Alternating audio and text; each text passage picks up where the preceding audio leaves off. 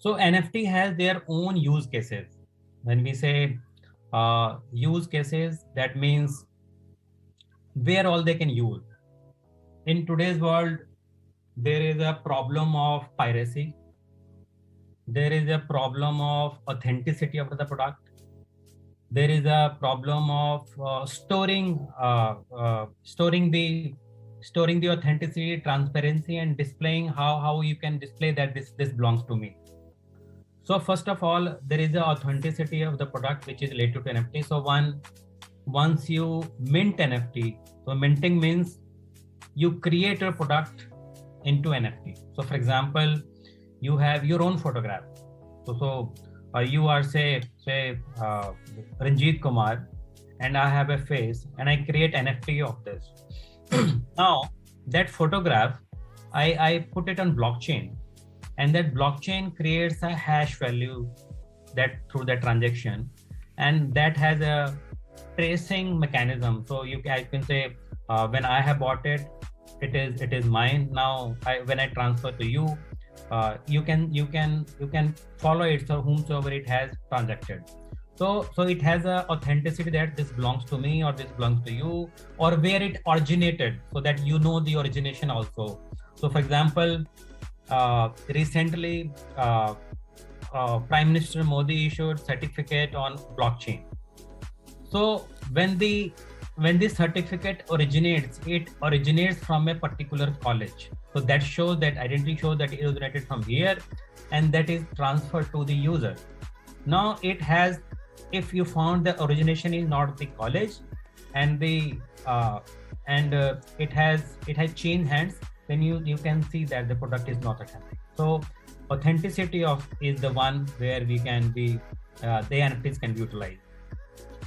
There are other many places where it can be utilized, something like real estate. So you can tokenize land to a token, and you know whom it belongs to. Similarly, you can record all the medical records or identity. So for example, my KYC, right now it is Aadhaar, but I can also put it on a piece of blockchain, all my medical records, identity, as soon as they create it. So it cannot be fast.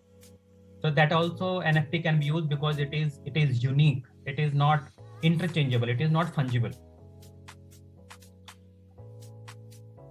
For example, patent rights. So if I have been assigned a patent right, we know who is the assigning authority. So once they assign you, you know who it has been assigned, and if I sell those patents, I know to whom it is sold. So this is very transparent. Similarly, there are various projects going on in the supply chain field. I worked on a supply chain product in 2018 where the electricity used to be generated from renewable power. That time it was a solar and wind, combination of solar and wind, and the project was to tokenize every unit of power generated over a blockchain. So as soon as it generates, it's come to a blockchain. So every unit converted into a token, and then you trade those tokens. So if you want to buy energy, if you buy this many watts of energy, kWh of energy, you buy those many tokens. And when you buy, you are sure about the origination. So the problem in the renewable world was, or still it is, because it's not widely adopted, the problem is you buy renewable energy to compensate on the carbon emission, to get carbon credit, but authentication was not there. So you can't authenticate that you have bought it from the reliable source, because you can always fudge documents. But when the powerhouse itself is put on the blockchain and every unit has been tokenized, you exactly know from which power plant, at what point of time that energy was generated, and who bought it, and how many units, and then the carbon credits can be passed on. So there are various projects in this domain who are working on NFTizing the real life assets, so that you can the real life assets, which is tokenizing on the blockchain. So that's a very good example how you can utilize the NFT in a real world.